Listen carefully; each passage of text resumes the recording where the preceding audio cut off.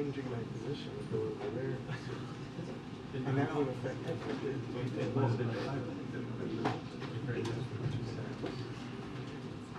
So, is that what I'm hearing?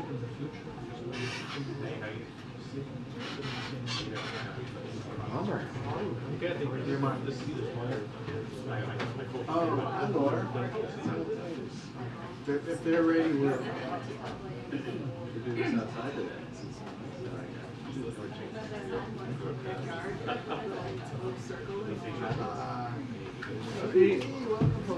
Good to be here. Not just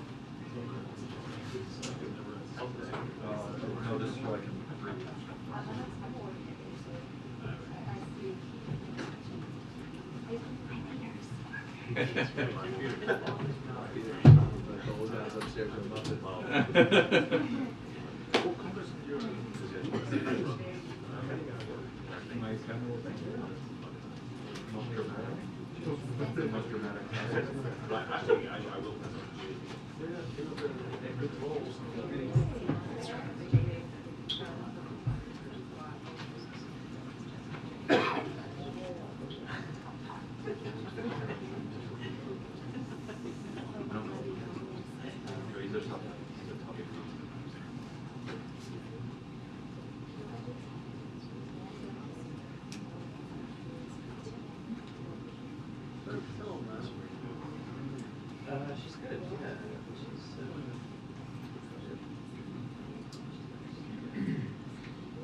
just so you know, it's the lights coming on.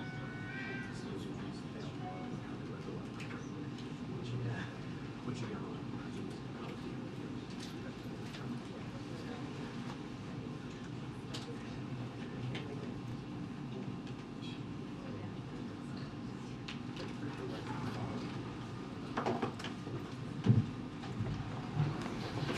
Good afternoon, everybody. Apologies for the briefing starting late today. I want to start by saying happy Women's History Month, a time when we celebrate the countless women who have fought tirelessly and courageously for equality, justice, and opportunity in our nation. And we reaffirm our commitment to continue advancing rights and opportunities for women and girls in the United States and around the world. The President is honoring this commitment with action. He signed into law historic legislation to advance gender equity over the last year, including to support women in the workplace, such as the Pregnant Workers Family Fairness Act, the Speak Out Act, and the Pump for Nursing Mothers Act as well. And to ensure all people can live free from violence through the strengthening and reauthorization of the Violence Against Women Act. The President is also proud of having the most diverse group of women at the highest levels of government in U.S. history, including the first woman vice president and the first gender equal cabinet. This Women's History Month, we remain committed to continuing this important work in service of advancing the full participation of women, a foundational tenet of our democracy. And I wanted to lift up some really good news that all of you saw this morning, and you also heard from the President as well speak to this, which is the lowering health costs for American people that we heard today. As you know, for far too long, American families have been crushed by drug costs many times higher than the cost to make them, and what people in other countries are charged for that same prescription. Insulin costs less than $10 to make, but Americans are sometimes forced to pay over $300 for it as well. As the President said this morning, it's flat wrong. That's why the President fought tooth and nail to pass the Inflation Reduction Act, which caps the price of insulin for Americans on Medicare. This was a critical action to lower healthcare costs for American people, but the president has been clear that the insulin cap should apply to all Americans, and that was something that we saw congressional Republicans blocked at that time. In his State of the Union address, he also called on pharma companies to continue this progress and bring prices down for everyone on their own. Today, Eli Lilly, the largest manufacturer of insulin in the United States, heeded that call and announced that they are lowering their prices, capping what patients pay out of pocket for drug makers' insulin products at $35. This is great news and important progress toward lowering costs for all Americans. Unfortunately, congressional Republicans are are among the few left that believe insulin costs should be sky high. In fact, they are fighting to repeal the Inflation Reduction Act, which would increase healthcare costs for American people and increase the deficit as well. And finally, last night, House Republicans voted to overturn the Department of Labor's rule that investors make their own investment decisions free of government interference. The Senate will vote on the measure today. Republicans talk about their love of free markets, small government, and letting the private sector do its work. The Republican bill is opposite of that. It forces MAGA Republicans' ideology down the throats of private sector and handcuffing investors as well. The bill would bar fiduciaries from considering significant risk like extreme climate threats and poor corporate governance when they make investment decisions. It would give investment professionals less flexibility to make prudent decisions, meaning they won't be free to maximize the retirement savings for millions of Americans. That would jeopardize the retirement and life savings for police officers, firefighters, teachers, and tens of millions of retirees all across the country. This is unacceptable to the president, and that is why he will veto this bill if it does come to his desk. President Biden is focused on protecting workers' hard-earned life savings and pensions, and that is what he's going to continue to do. You've heard him say that many times. And with that, Amr, you want to kick us off? Yeah, thank you. So Chicago had their first round of their mayoral elections yesterday, and it's the latest big American city where frustrations about crime was a central issue of the cycle. Does President Biden, does he feel that this administration and I guess Washington writ large is putting enough attention on dealing with the issue of crime, particularly in areas, big urban areas like Chicago? So let me just first speak to the mayor's race. Look, the president is committed to working with whomever the people in Chicago or the people on the ground, whichever, if it's a city or a state, whomever they choose to represent them. So that is the case and will continue to be the case. And so I'm going to withhold commenting on any specific race, but I know you're asking about crime specifically. Look, the president put forth, as you know, a comprehensive Safer Communities plan, and he put that forth after inheriting a rise of crime. That is something that he has been focused on since the beginning of his administration. Let's not forget, in that plan, he calls for more than 100,000 police officers to go into the community, to work with communities and make sure that communities feel safe, families feel safe, and that's what the president has put forward. And you'll see, when you see his commitment to crime, you'll see that in his budget next week. As you know, we're going to release that March 9th, and it will reflect his commitment as well as we're trying to continue to fight crime, which is the president has been leading at from the beginning of his administration. But what we have seen is that for years, congressional Republicans have been doing the opposite. When you think about the COPS program, which is something that the president put forward, they have wanted to defund that, to take that away. And if you think about that, that leads to defunding the police. Just recently, they called on defunding the FBI. And you think about the border security funding, they want to take that away as well. So the president has been committed. And one more thing I would add, let's not forget the banning assault weapons. That is a key part of this. When we think about crime, we think about gun crime, that we believe will help alleviate the crime that we're seeing, keep families safe, keep communities safe across the country. So the president has walked the talk. The president has been very consistent on making sure that communities feel safe and fighting crime, and he'll continue to do that. Okay, so just one different topic. TikTok isn't safe for federal government workers' devices. Does the president believe it's safe? for Americans' children's smartphones. So I'm glad that you asked about that because, look, we have been clear about our concerns about TikTok, apps like TikTok, and certainly our concerns with countries including China as they seek to leverage digital technologies and Americans' data in ways that can present harm and risk to our national security, clearly. There was, to your point about families, there was a piece of data, a CDC data that just found recently that nearly 60% of teen girls felt persistently sad or hopeless in 2021, and 30% seriously considered suicide. So this is something that the president has taken action on. If you look at the using his executive branch authorities, we think about his unity agenda. A couple of things that he was able to do was stop collecting personal data on kids and teenagers online, ban targeted advertising to children, and impose stricter limits on the personal data companies collect on all of us. And so this is what the president calls on for Congress to pass in a bipartisan way, privacy legislation to hold by big tech accountable. And so the president's going to continue to take actions, but we see that in the data, how this has affected young people, especially during this pandemic in the last couple of years. Thanks, Karine. To follow on that, does the president believe TikTok is a threat to national security? Well, we have said that we have concerns. We have concerns about the app.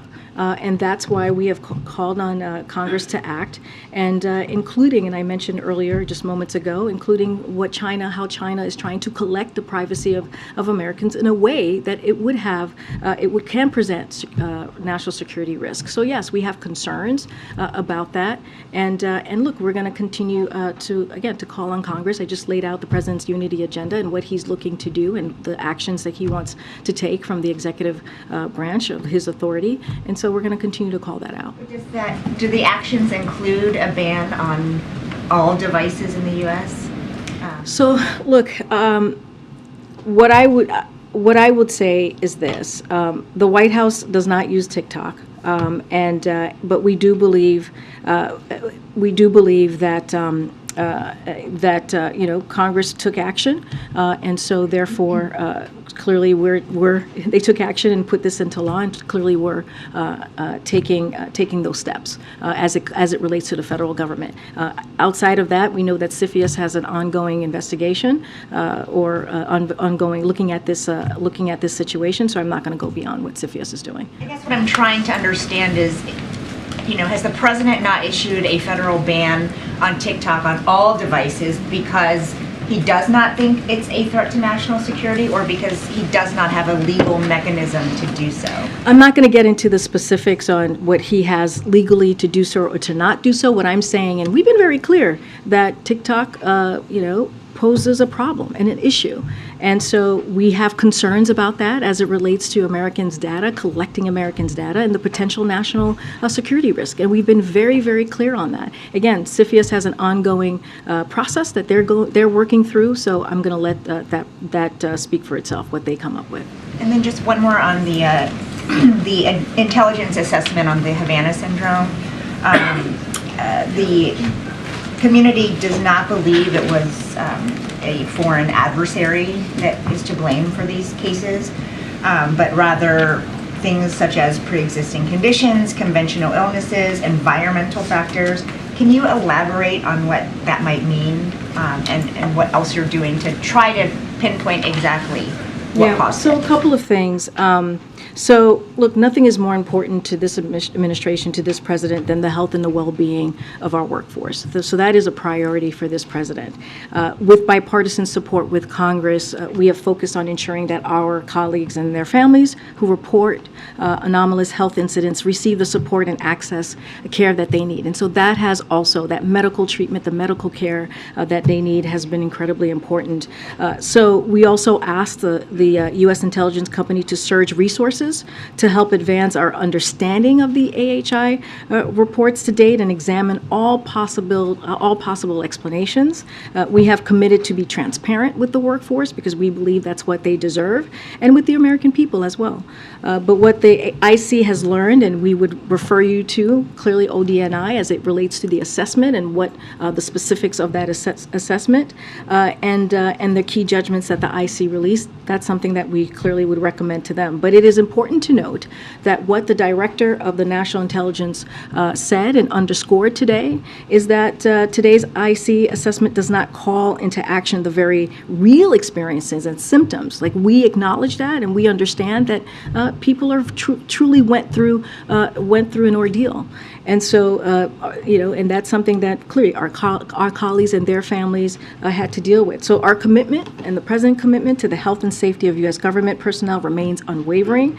And this is why the departments and agency will continue to provide timely care on as we look at the medical care, and make sure that that the reports are thorough, support research efforts, and process Havana Act payments as requested. So again, as it relates to any specific questions to their assessment, I would refer you to ODNI, but this doesn't change the commitment that the President has in making sure that these families, our colleagues in the workforce, get the help and assistance that they need, and they're going to continue to work through that. Thank you. And just to follow up on that, is the President satisfied with that report, with that assessment on the Havana syndrome? Look, I'll say this, what's important to the President is that we take this very seriously, as the intelligence community has. And you saw the assessment. They laid it out pretty clearly from ODNI. What we are committed to is making sure that our workforce and their families get the assistance that they need through the medical care. And look, the work is ongoing. It continues. So that extra special financial support that came from the Havana Act that the President signed, the White House still believes that the people who are suffering from these symptoms, even with this assessment now, that those people should still get that extra financial support. Absolutely. Yeah, absolutely. But I do want to send a message to the American people. Look, it is important, again, for the health and wellness of our workforce to be a priority. And that's what you saw from the intelligence community assessment, and even from the assessment, that doesn't alter that. It doesn't alter our commitment, the President's commitment to their health and safety. And so that's what I would say. There is a commitment there to make sure that we make sure that there is a safe workforce for folks who are working for the U.S. government and who are clearly employees. If I can, just on one topic that you had brought up, the Eli Lilly news. Did the President make a personal appeal directly to any company executives ahead of this announcement to lower the cost of insulin? So I'll say this. I mean, the President has the biggest bully pulpit, right? Well, I mean, I think that's pretty important, right? I think when people ask what is the President doing, using the bully pulpit as he did at the State of the Union and calling out or laying out how we can help the American people is critical. It's important here. And we saw that, right? We saw that he spoke to insulin and how costs need to go down. And here we see Eli Lilly taking action. And so, look, this is something that he's going to do. Using the bully pulpit as the President of the United States is an incredibly powerful tool. And the President uses that in a very important way, not just to talk to the American people and lay out his platform, lay out how he's working every day to make sure, in this case, lowering costs for Americans, whether it's healthcare, whether it's energy, and making sure that we continue to deliver. But it's also speaking directly to companies out there like Eli Lilly and saying, hey, you all need to change how you move forward, especially on something like insulin that it affects so many families across the country. One-on-one conversations. I don't have any conversations to preview, but I think it is important to really speak to the importance of the bully pulpit and the way that the President uses that in a way that's effective and in a way that communicates what the American people need. Okay. Thanks, Karine. China is going through its party Congress process right now, and they're expected to implement the biggest government reshuffle in a decade over there. what will U.S. engagement with the Chinese look like once this process is over? So the approach that we have to China hasn't changed, right? You've heard us say we seek competition, not conflict. You've heard us say that it needs to be practical. That's the way we approach it, calm and resolute, and that is not going to change. And the president will always do what is required to defend our interests, the American people's interests. Still believes it is important to keep the lines of communication open. As you all know, Secretary Blinken very recently, when he was in Munich, had a meeting, a conversation with Wang Yi, his counterpart in China. And so again, keeping those lines of communications open.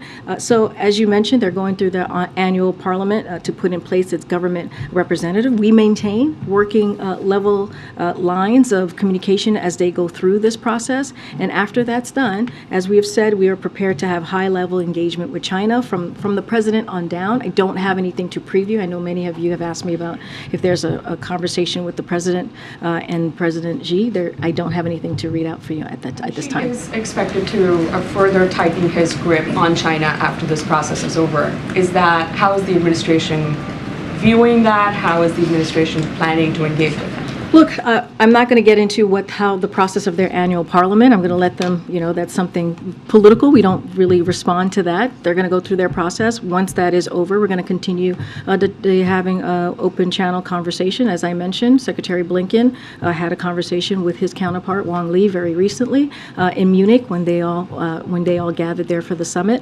And so we're going to continue to have those lines of communication. Look, as I said just moments ago, it's going to be resolute, it's going to be practical, and it's going to be calm. And we have been very, very clear. Nothing will change on our approach with handling, with dealing and our relationship with China in this past 2 years. And I have one on another topic. The Ron DeSantis op-ed in the Journal yesterday, where he talked about signing a law that ended Disney's self-governing status in Florida. That essentially provided the company with a favorable tax structure. They were able to get away without paying taxes around the regional infrastructure developments.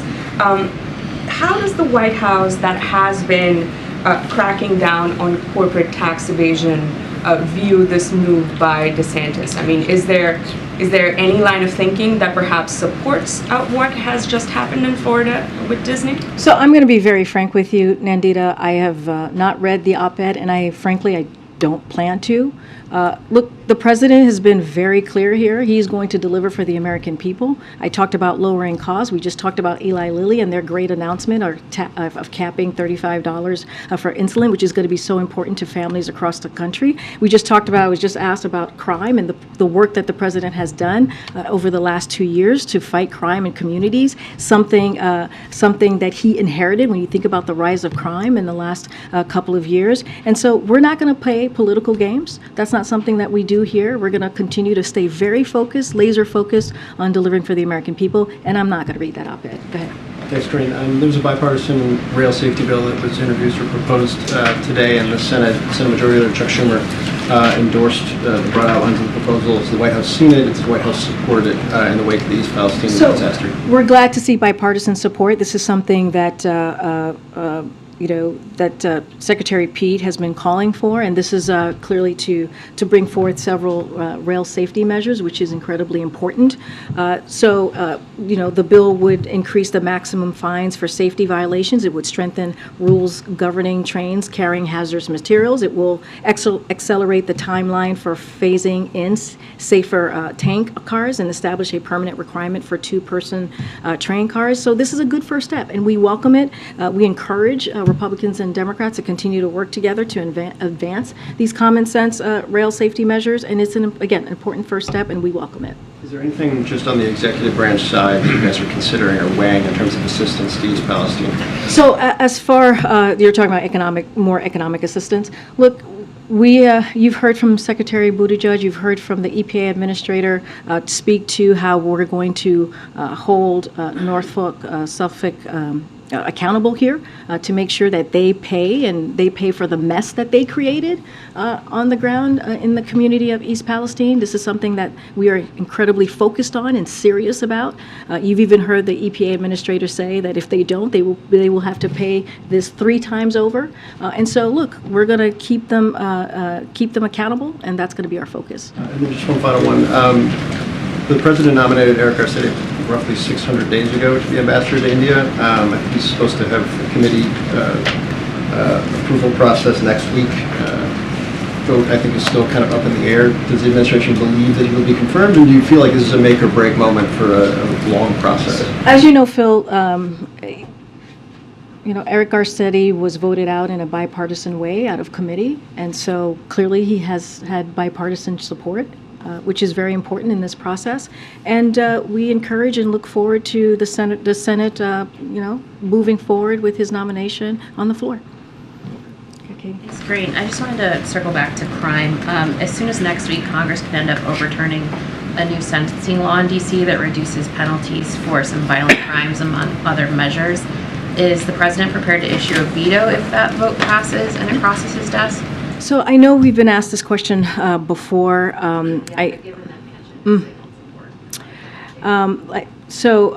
Look, the president takes this very seriously when it comes to crime. I'm not going to get ahead of what the decision is going to be or what it's going to ultimately look like. Don't want to get too much into hypotheticals. But what I can state clearly, and I've said this before, the president is very committed to make sure that our communities are safer, that families feel safer.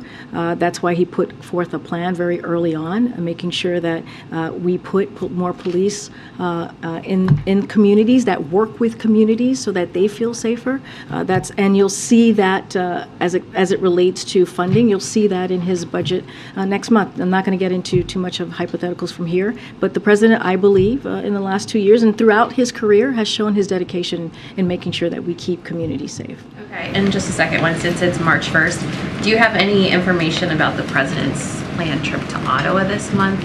It's been reported that he's going to be visiting. I don't have anything to share. Nothing to preview at this time. Okay. I wanted to ask you about the student loan arguments that were before the Supreme Court yesterday, and many justices seem to take issue with the program. And I wonder if the administration has a message to those who have had loans already forgiven and are kind of in limbo right now. And given the skepticism from a lot of the justices, are there any plans from the administration in the event that you don't have the authority or the authority is struck down? So a couple of things. The plan that we put forward in August is the plan that we have, right? Which is also a plan that you heard the Solicitor General really defend in a very strong and powerful way yesterday, and that's our plan. And we believe in our legal authority to get that done, to get it implemented. And let's not forget, it is a good plan. It is a plan that's going to give American families, middle-class families who truly need it, individuals who truly need it, up to $20,000 in relief, to give that, again, a little bit breathing room for, again, working families and middle-class Americans. You heard, I don't know if you saw this, but Secretary of Education sent out an email to borrowers yesterday and basically saying that we have their back.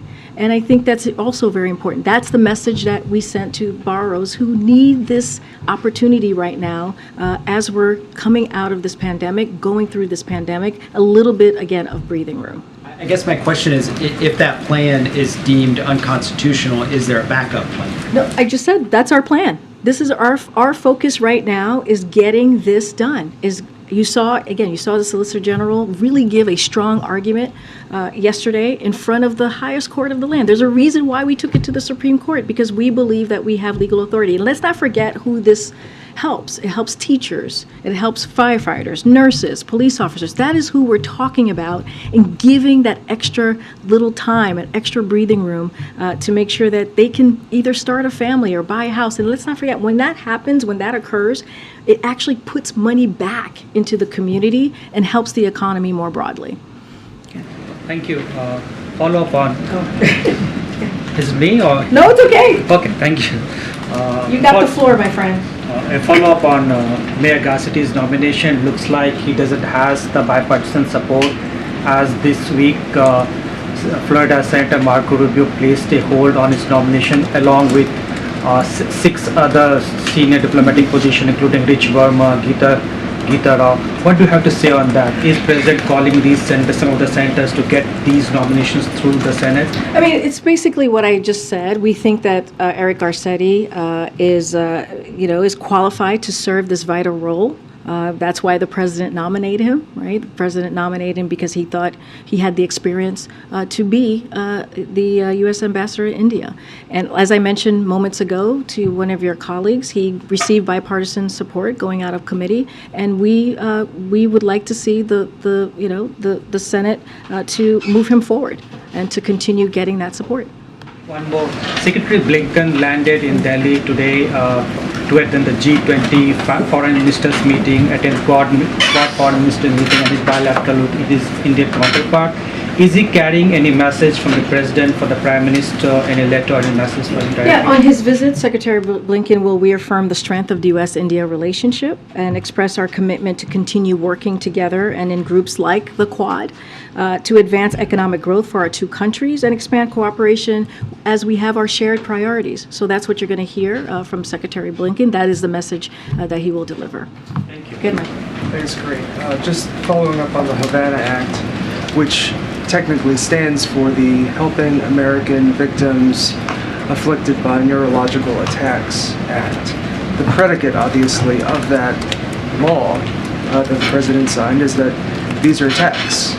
And now the intelligence community is saying that 7 agencies are saying that it was either unlikely or very unlikely that that's the case. So understanding your position that obviously the administration wants to ensure that personnel across the government gets care, but that's not what this law outlines. This law outlines care for those who have been the subject of attacks. Is that a concern of yours, and how do you plan to Look, I think what the president wants to make sure that occurs, that happens, is that we show our commitment to government employees, to the workforce, as they're going through a real issue here.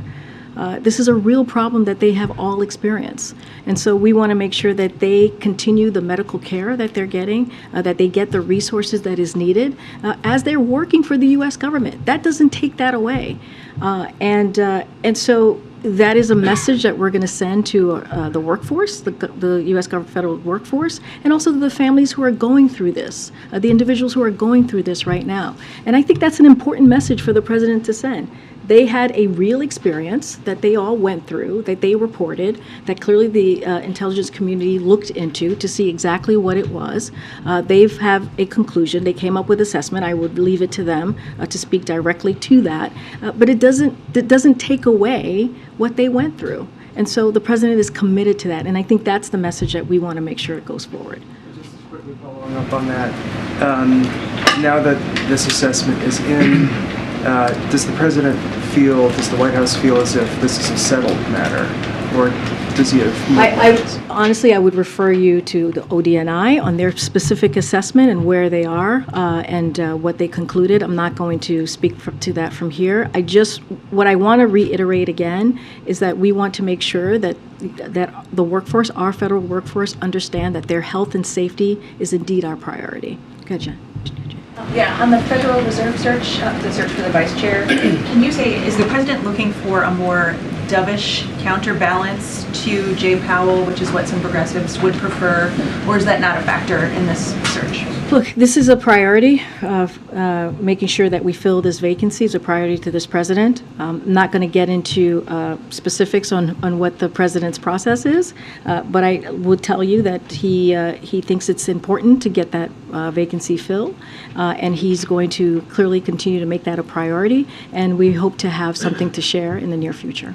FISA 702 reauthorization. What's the White House's position on reforms to 702 in this round? Would you be open to reforms, or is the White House insisting that the section be reauthorized without any changes? I don't have anything new to share on that particular piece. If I could go back to the question about the D.C. Council action and the likelihood that the Senate will send the president a bill that forces him to make a decision. Is it fair to say the president is at this moment undecided? Has he not yet decided what he's going to do? I'm just not going to get into hypotheticals from here. What I can say to you is the president's commitment, just more broadly as it relates to crime, as it relates to making sure that Americans and families feel safe, and what he's done in the past 2 years, but also beyond. And so that's what I can speak to at this time, just not going to get into hypotheticals from here. So let me ask it this way. There are two ways to look at the question. One is to side with the mayor, who said that the council's action went too far and she vetoed it. The other is to side with the members of the council who insisted on enacting it against her objections. Does the president decide where he stands? Does he stand with Mayor Bowser? Does he stand with members of the council? So, look, what I can say, so as it relates to D.C., I'll say this, and the president has been very clear about this. We think that we must do more to reduce crime and save lives. And that's why the president has taken those actions. As it relates to D.C. more broadly, and the president has said this as well, it's a clear example why D.C. deserves statehood, right? And that's something that the president has called for since the campaign. But again, I'm not going to get into particulars, into hypotheticals. The Safer America plan was something that the president has put forward to lay out how he sees making communities safer, how he sees dealing with an increase of crime. That happened, that he inherited, that happened before he walked into office. So I'll just leave it there and won't speak further to any hypotheticals. I'll go to the back, and then I'll come back down. Yeah, thanks, Karine. So I want to ask you about the Labor Secretary pick. Julie Su, while she was Labor Secretary of California, during COVID, the state lost between $20 billion and $32 billion in unemployment insurance to fraudsters. Meanwhile, 5 million people had benefits delayed and 1 million people had them wrongfully canceled. Is the president concerned that this will impact her getting confirmed? So a couple of things, because we got to put this all in context of what was happening at the time. It was a historic crush of unemployment claims at the onset of the pandemic. That's what we were seeing. The design of the initial pandemic unemployment systems and years of national investments in UI modernization led to challenges, right, including fraud attacks, as you were just stating, across the nation in red and blue states alike. That was happening across the country during the very early stages of the pandemic. But under her leadership, under Julie's leadership, California took important steps to process a number of claims. We're talking about 1 in 5, which is in the entire nation. That's what California was dealing with, to ensure that working people who were out of work, and this was not their fault, could continue to pay their rent, could continue to put food on the table, continue to keep the lights on. So look, she believes in safety nets and need to be strengthened. That is something that she indeed believes in. And I'll add this as well. When the president took office, he prioritized combating potential frauds of relief funds, just as he did aggressively and successfully as the vice president. So this is an issue that's important to her, strengthening those safety nets, and also an issue that's important to the president that he's actually taken action on. So does he think she can be confirmed? Oh, absolutely, yes. She thinks that the Senate should confirm her, and she is the right person for the job and has the experience to do the job. And let's not forget, she has spent the last 2 years working hand in hand, with Secretary Walsh. You talked about TikTok earlier. I'm just curious now, why did the administration then wait so long to ban TikTok in all federal employees? 29 states have already done it, and the president, his first month in office, canceled an investigation by the Commerce Department into TikTok. So why did they wait so long? So I'm not going to speak to any investigation. Look, the process is happening now. That's what we're seeing. What I can say is that the president has been very clear about his concerns with apps like TikTok, and I just laid out the CDC reporting and how it's affecting our children, and the importance of making sure that we deal with this in a real way, which is why he put forth his unity agenda and laying out ways that we can deal with an issue that is affecting the emotional growth and also of our children. And so, look, the unity agenda kind of lays out how the president wants to move forward. I'm not going to go beyond that. Yeah. What follows on the ESG waiver rule? You had framed, the White House has framed this as kind of MAGA Republicans imposing their views on the free market. The fact that 2 Democratic senators say they're going to vote for this bill, does that undermine that argument? No, not at all, because this is something that Republicans have pushed forward. This is their agenda, which is kind of in line in how they want to move forward with a very extreme ideology, the MAGA Republican ideology. And what they're doing again is they're really pushing down the throats of private sector. That's what we're seeing. This is what this piece of legislation is.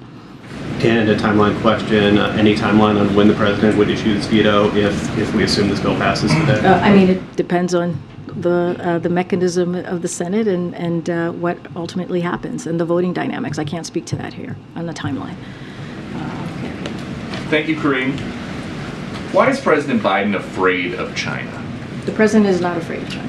Well, Did you see the president last week when we went to Ukraine, went to Kyiv? This is not a president that's afraid of anything. It was a historic trip that many of you said was brave. So clearly, this is a president that's not afraid to go to a war zone. He's not afraid to go there when there's no military presence on the ground. So there's nothing that this president fears. China flew a spy craft over the U.S. The president didn't really do anything to China. And according to the FBI director, China may have created something that has killed more than 1.1 million people in this country. And President Biden is not punishing them. So you're giving me two things here. So let's take them in parts. As we talk about the China surveillance balloon, the president did take that down, and he did it in a way that as it was on its path, we collected information from it, we protected our national security information on the ground, and we did it in a way that was smart, effective, and also protected the American people. That's what the president's always going to put forth, is the safety of the American people. So that's what the president did with that particular issue. Look, as it relates to, you're talking about the COVID origins, we've been very clear. We've been very clear that we need the data and we need to figure out how to get to the bottom of the COVID origins. And that's something that the president has said since the beginning of this administration. So that none of that has changed. But with his campaign, it was all about shutting down the virus and how hard it is for families with an empty chair at the kitchen table because of COVID. If we now know, according to the FBI director, who is most likely responsible for all those empty chairs at all those kitchen tables, why not do more to try to hold them accountable? So I'm going to flip that on its head for a second. It was because of this president that took action. By the way, the last administration did not have a comprehensive plan to actually, no. Responding to COVID, but where did COVID come from? If we know, Peter, you can't tell, first of all, you can't tell me how to answer the question. I'm going to answer it for you, right? So just give me a second. So because he took those actions, he actually helped to save lives. Because he took action to make sure that people got shots in arms and put a comprehensive plan in front of the American people and put in the work, we actually were able to get to a place where COVID is not gone, but we now are in a place, we're in a different place in the pandemic, and that's because of the president. And that's because of his leadership. So let's be very real about what the president has done over the last 2 years to take on COVID, to make sure that the economy is growing again, to make sure that we're really working for the American people. So that's number one. I want to be very, very clear on that. Now, to your question about COVID origins, as we know, we have seen many different conclusions, right, from the intelligence community. Some of them have made some conclusion on one side. Some of them have made conclusions on the other side. Some of them say they don't have enough information. So I want to be also very careful there as well. And it was because of this president, very early on, the first several months of his administration, he went to the intelligence community and said, we need to figure out how to get to the bottom of this. We need to figure out how this all occurred, because who knows, we have to try and prevent any future pandemic. So that is the work that this president did. And it included clearly the Department of Energy that has national labs. And so now they're continuing to double down and try to get to the bottom of this. Our relationship with China has not changed. It is very different, very clear, very different than how we've seen it in the last administration. All right, I'm going to continue. Go ahead, Peter. and I'll come to that. Just a separate thought on China, if I can quickly. The administration's constantly described the relationship between the U.S. and China as one of strategic competition, a point that the president made himself a couple of weeks ago when he spoke about this issue. The Congressman Mike Gallagher, who is the Republican chair of the House Select Committee on China yesterday, referred to this relationship as an existential struggle. Does the White House agree with that characterization, and is the White House understating the threat from China right now? So under this president, we are more prepared to outcompete China, protect our national security, and advance a free and open Indo-Pacific than ever before. That's under this president. And that's because of the work that he's done in the last 2 years, and also the experience. This is an experienced president, as you know. He spent more than 30 years in the Senate. He spent 8 years as vice president. And so he understands how to deal with foreign policy relationships, foreign leaders. And so that's how we see our relationship with China moving forward. Many of our efforts we have been pursuing are bipartisan. They're underscoring the alignment at home on the key issues, and we will continue to work with Democrats and Republicans because the way we have moved forward is indeed in a bipartisan way. Let me follow up on a separate question that was asked by one of my colleagues in the room about the student loans and the wait for the decision from the Supreme Court as it relates to this. I know that you said earlier that there is no other plan. The plan right now is the one that's being presented before the Supreme Court, and you feel strongly in your case. Obviously, those who have loans that they would owe in case this is rejected don't have that same ability. They have to have a backup plan in case. I know that 2 months would pass before they would have to pay those loans again in case the Supreme Court rejects this here. But what do you say to those Americans who have tens of thousands of dollars that they might be responsible for 2 months after the court makes its decision if they choose to reject it? Yeah. How should they be preparing right now for that, and what would you do to protect them? And I'll just add that yesterday, right in front of the Supreme Court, you saw many of those Americans speaking out loud and clear and saying how important the president's plan is to them because they're being crushed. But what should be the plan B? Because everybody who has their own budget at home has to have a plan B. I hear you, Peter, and you asked me what the message was to the American people. You heard, I just laid out or mentioned how Secretary of Education sent an email out to those borrowers saying that, hey, we have your back. This is an administration, when you think about the president and the last couple of years here, that is kind of his motto, right? We have your back. We will do everything that we can to protect Americans and give them, again, some space to actually be able to be part of this growing economy. And so, look, we do not have another plan. This is our plan. This is it. We believe that we have the legal authority. That's why we took it to the highest court of the land, the Supreme Court, and we're going to continue to fight. And you saw the Solicitor General do a fantastic job in putting forth a strong argument defending the president's plan. Just to be clear, though, so you don't have another plan, which is to say for those and you have those individuals' backs, which is to say if this is rejected, though, there isn't anything in the works right now by this administration. What I'm saying to you, Peter, what I'm saying to you, Peter, is this is our plan. It is a good plan because how it helps Americans across the country, especially working Americans, middle-class Americans. So this is our plan. And you heard it. The reason I mentioned the folks that were in front of the Supreme Court.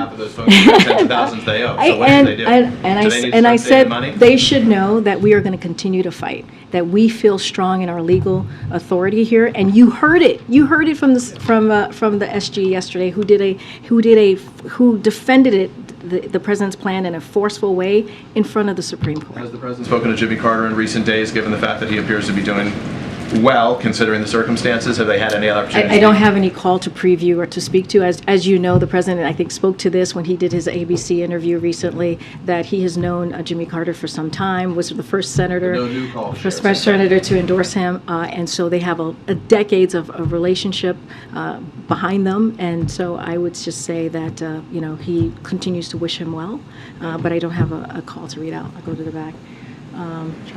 All the way to the back, behind you. Thank you. So shifting gears, the Daily Beast reported yesterday that Republican Congressman James Comer invoked President Biden's son, Beau Biden, over not being prosecuted, saying this U.S. attorney had an opportunity to go after the Bidens years ago. He goes on to say it was Beau Biden, the president's other son, that was involved in some campaign donations from a person that got indicted. So I'm wondering if the White House has a response to Chairman Comer invoking Beau Biden and whether the president thinks it's potentially, if Mr. President thinks it's potentially appropriate that Mr. Comer investigate his deceased son. No, it's completely inappropriate. And it's ugly, the comments that he made. And it says a lot about the chairman, which is not good, by the way. To make the statement that he did is incredibly ugly and inappropriate. And here's what I would say. Instead of House Republicans focusing on attacking the president and his family, why don't they actually focus on what the American people put them in office to do, which is to deliver for them, which is to actually work with their colleagues, the Democratic colleagues, the president, to actually put forth pieces of legislation or put forth policies that's going to make a difference in their lives. And you don't have to listen to me. You can look at the results from the midterms that said just that. They want to see Congress working for them. That's what they want to see. They want to make sure that their Medicare is protected. They want to make sure that we're lowering costs. They want to make sure that their family feels protected. They want to make sure that their rights are protected. But that's not what House Republicans are doing. Instead, they want to do political stunts. Thank you. Way in the back. Way in the back. Thank you. Way in the back. Go ahead. Thank you. The Attorney General Merrick Garland was testifying up on the Hill today, and he was asked a lot about fentanyl. Have a few questions for you on that front. He was asked by Senator Graham, Senator Graham said, quote, "Would you agree with me that whatever we are doing as it relates to sentencing guidelines is not working?" And the Attorney General said, "I would agree with that because of the number of deaths that you pointed out." Does President Biden believe that the sentencing guidelines around fentanyl deaths need to get stricter? I just caught a bit of the coverage. I didn't catch all of it. And I will say that the Secretary or the Attorney General spoke to a number of issues from what I understand. What I know for sure that he spoke to the Justice Department's independent work and his commitment to rule of law. I'm just not going to go beyond that. The Attorney General was asked if he opposes making the senior-most cartels being labeled as foreign terrorist organizations, and he said he would not oppose that. Again, I only saw a bit of the coverage. What I can say is what he's committed to. I'm just not going to go into this. A little bit broader for a second. The number of fentanyl deaths in this country has doubled in the last 2 years. The Attorney General described it as an epidemic. Can you describe what the administration has done to curb and to try to tackle this epidemic, as he put it? So this administration, when you think about fentanyl and you think about the work that this president has done, it has been very much focused on making sure that we keep our family safe, making sure that we keep our community safe, and getting fentanyl off the street. And we've done that in record numbers. You've heard me talk about that. You've heard me talk about the work that this president has done on fentanyl more specifically, which I was just talking about the plan that he put forth to make sure that we keep communities safe. And that is part of that as well. We have seen record number of fentanyl come off the streets because of the work that the president has done, because of what he is committed in protecting the border security, making sure that he put forth historic funding. There's still more work to be done. We would like to do that work with Republicans. They refuse to work with us. If anything, they want to take away that border security funding. They want to defund the FBI. But the president is using the tools that are in front of him right now on the executive level to make sure that he does everything that he can without the help of many Republicans in Congress to make sure that we keep community safe, and that's what he's going to continue to do. Go ahead, way in the back, Owen. Okay, thank you, Karine. 2 questions for you, please. Thank you. Number one, just recently in California, a very tragic story. Catholic Bishop David O'Connell, Auxiliary Bishop of Los Angeles. He served the area for 45 years, ministering to migrants, the poor, victims of gang violence, known as the Peacemaker, and he was gunned down in his home, murdered, just a few weeks ago. I know the White House is aware of it, but do you have a statement or at least something you want to tell the faithful there in Los Angeles? Absolutely, and I appreciate the question. We do have something that we want to share, which is the President and the First Lady joined Archbishop Gomez, the Archdiocese of Los Angeles, and the entire Catholic community in the mourning of Bishop David O'Connell. We also express our sympathy and prayers for the family and friends of the bishop, who will certainly remember his legacy of service to those on the margins of society. And so, again, we offer up our condolences to the community. Thank you. And secondly, is President Biden aware of this leaked document that recently came out of the Richmond, Virginia field office that compared Catholics, conservative Catholics, to violent extremists? Several attorneys general have written a letter, and they say, quote, "Anti-Catholic bigotry appears to be festering in the FBI, and the Bureau is treating Catholics as potential terrorists because of their beliefs." Again, they wrote that in reaction to that leaked document. So my question is the President aware of that document? And what would he tell Catholics seeing these headlines who might be worried they're coming after us, the feds, because of our faith? So I have not seen this leaked document. I've not spoken to the President. I haven't seen it, so therefore I haven't spoken to the President about it, so I just don't want to get ahead of that. Would you look at it eventually and get... Okay. Happy to. Thank you. Okay. About Labor Department's ESG rule, I have a follow-up question on that. Today, Senator John Tester joined Senator Manchin, and he voices opposition to this ESG retirement rule. I understand the President will veto this bill, but what's your reaction to his statement today, and how does the White House feel about growing opposition to the ESG investment in Congress and in general? Well, I spoke to this at the top of the briefing, and I laid out where the President is on this. As it relates to the dynamics of the Senate and where this is going to go, I leave that to Senator Schumer. That's something for him to speak to. What I can say, if this bill reaches the President's desk, he will veto it, and I'll leave it there for now. Okay. Thanks a lot. I want to ask you about Merrick Garland's testimony today before the Senate Judiciary Committee. He was asked a number of questions in regards to Hunter Biden and the ongoing investigation that's being conducted by the U.S. Attorney in Delaware. And during that particular testimony, he said it would be a national security problem if the President's son had been receiving payments from a foreign government as a means to influence the administration. Do you agree with that statement from the Chief Law Enforcement Officer of the U.S.? We're going to continue to be prudent from here and not speak to any investigation that is currently underway by the Department of Justice. And when it comes to Hunter Biden, I would refer you to his personal representative. He is a private citizen, so I will leave it there. And we're going to continue to be consistent from here. Let me ask you another question on a separate matter, entirely a foreign policy matter. 2 Iranian warships are going to dock in port in Brazil on Sunday. As you well know, the President of Brazil was just here meeting with President Biden. President Biden lauded the shared values of both countries. Do you have any issue with Iranian warships docking in port in Brazil? And so we've been very clear when we've been asked these types of questions of meetings or any engagement. We just won't speak to that from here.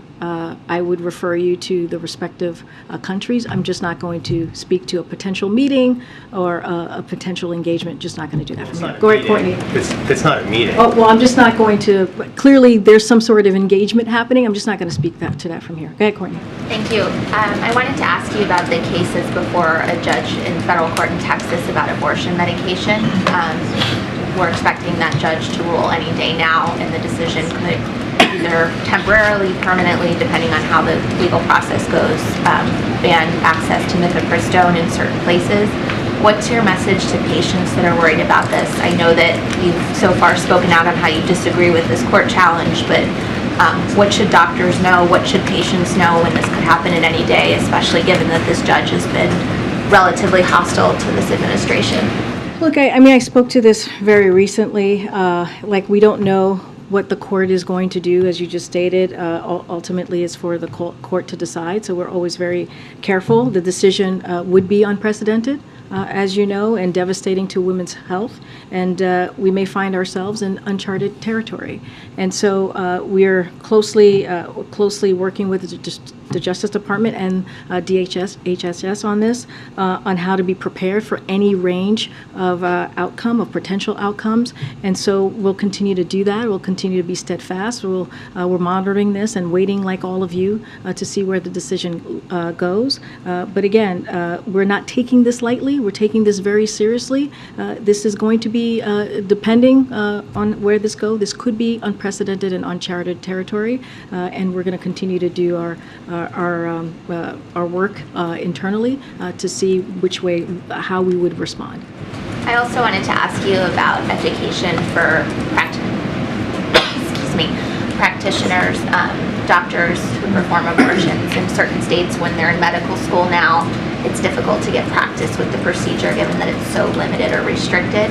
Vice President Harris had expressed interest in working on that issue, either by sending students to other places to get practical experience or other ideas. Can you provide any update on that, and if you're engaged in that? Yeah, I know she spoke about this recently. I don't have anything more to share than what she laid out about her concerns and the potential next steps. Don't have anything further to share with what the Vice President laid out. Karine? In the back. Go ahead. If the Supreme Court rules against the president's student debt plan, will you all consider extending the payment pause while you come up with a plan B? Again, we don't. Our plan is what we laid out in August. That is our plan, and we believe it's a good plan as it delivers, as it relates to the American people, middle-class Americans, as it relates to working people.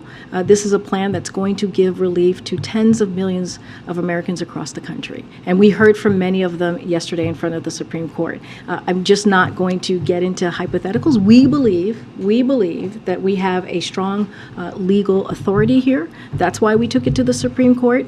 And you heard from the Solicitor General. She made a very strong case for why the president's program is important, and I'm just going to leave it there for now. Just another question on TikTok. You all have had TikTok influencers in the building before. You've briefed them before.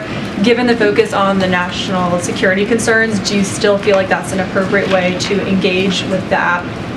So look, as I've mentioned before, the White House clearly does not use TikTok. But one thing that we do believe in is meeting the American people where they are. And the reality is, many of them, millions of them, are on this app. So we engage with people who are using their own platforms. It's up to them on how they use the content. But we've always said from here, this is something that we have said for a long time, that we're going to try to communicate with the American people and meet them where they are. But we are also have been clear about the concerns that we have with this, with apps like TikTok, and that's not going to stop. Thanks, Karine. We've just learned the TSA officers at a Pennsylvania airport stopped an explosive device from getting onto a plane Monday. Do you have any comment on that? I don't have any comment from here at this time. I would have to talk to our team. More broadly, do you have a message to Americans who are hearing about flight safety incidents, close calls, devices on planes? How can you ensure that the airs are safe, the air is safe? Well, Secretary Buttigieg has been on the airwaves today, this morning, the last couple of months on this, speaking to our commitment to making sure that we keep Americans safe, especially Americans who are clearly flying. And so we're going to continue to do that. The president is committed to that. As it relates, for example, to the objects, the 3 recent objects, one of the reasons the president took the actions that we took was because we wanted to make sure that we kept civilian airways safe. So you've seen him take really bold actions in that way. But as it relates to just what we've been seeing the past couple of months and just most recently, look, we're going to do everything that we can to make sure that that Americans feel safe flying. I know there's an FAA investigation on this most recent incident, and so we're going to see where the investigation goes and how we can prevent that. All right, thanks everybody. See you tomorrow. Thank you.